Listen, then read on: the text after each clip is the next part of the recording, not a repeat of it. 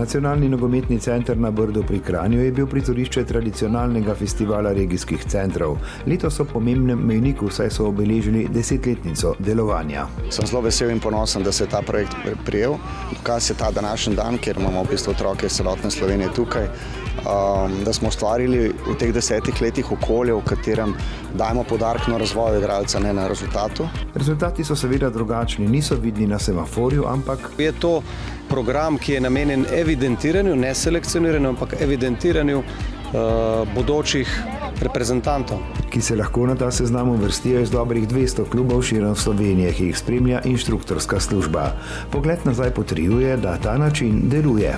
Več kot 90% bodočih reprezentantov mlajših kategorij je del našega programa. Na podlagi tega, ker imamo več teh aktivnosti, je lažje tudi priti do teh boljših fantov, ki pa ni tu nobena garancija, da bodo te tudi v kasnejših letih uspešni. Naše delo inštruktorske službe obsega program regijski centri in v nadaljevanju potem še program NZS centri U14. Eden pomembnih vidikov dela z mladimi nogometaši je sodelovanje vseh, ki so vpeti v njihov razvoj.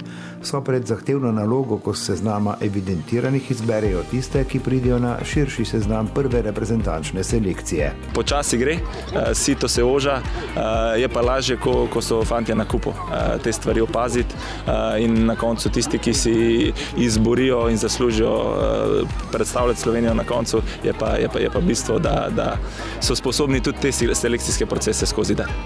Na festivalu se je z nogometno žogo družilo 500 nadebudnežev starih 11 in 12 let, katerim je tudi namenjen program regijskih centrov. Tukaj postopoma v teh 2 do 2 letih in pol oziroma do 3 poskušamo zbrati fante, ki bojo najbolj primerni za ta prvo reprezentanco. Predvsem pa to, kar se z inštruktorji tudi pogovarjamo danes, ustvarja se kult reprezentance. In te fantje doživijo nacionalni center, doživijo znotraj regijskih centrov pa tudi vse te vrednote, ki so kasneje ključne za reprezentante. Da na tem festivalu vsi občutijo, da so del bodoče slovenske reprezentance. Igranje na zelenicah nacionalnega centra je za vse tudi svojevrstna nagrada oziroma je pa ena odskočna deska za njih lahko dobra, tako da mislim, da so vsi veseli, ker tukaj prijo, tako tudi mi, ki z njimi delamo. Tekmovanje sigurno ni na prvem mestu. Sigurno imajo vse otroci, kar je prav, ampak ni pa na prvem mestu. V ospredju je torej zaenkrat navdušenje, ki pa ga v tej starostni kategoriji počasi že preveva tudi pogled proti nogometu kot načinu življenja. Zmeraj grem z vsem na trening.